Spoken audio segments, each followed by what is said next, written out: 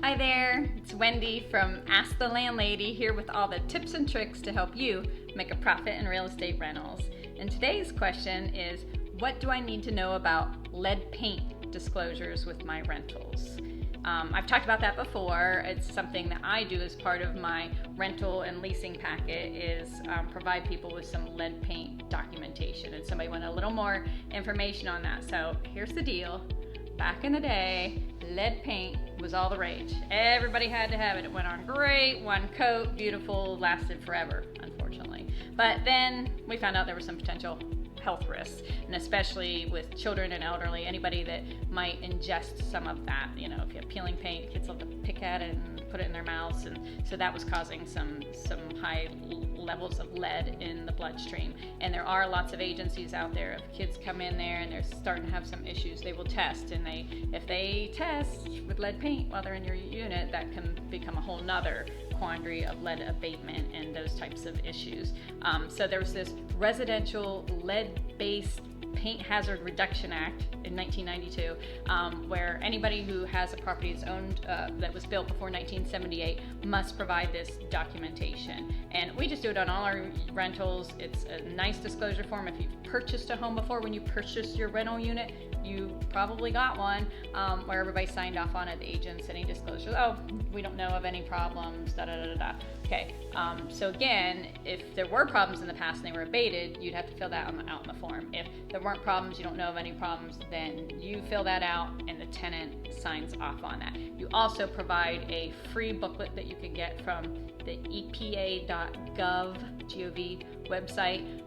Can provide you with that disclosure form and the booklet in a PDF format, and or you can print them out so that you can give them to your tenants. And we actually provide both of those things. Now there are some, you might want to, if you have vacation rentals or something else that you're renting by the day, you might check into this. You may not need to do these qualifications, but in general, most people with something that's built prior to 1978, you're going to have to do that. In addition, we put an addendum in our lease, like in our whole big lease document. There is a section that the tenant is signing off saying that they received that booklet and they received that disclosure. You want to have that. And if that disclosure form gets lost or something, it's on that lease. I want everybody to know that they've received it in case there are any issues that come up. Now, again, if you're concerned about lead paint because it's an older home, you just bought it, there's peeling paint, definitely get an expert advice. Have your contractor take a look at it.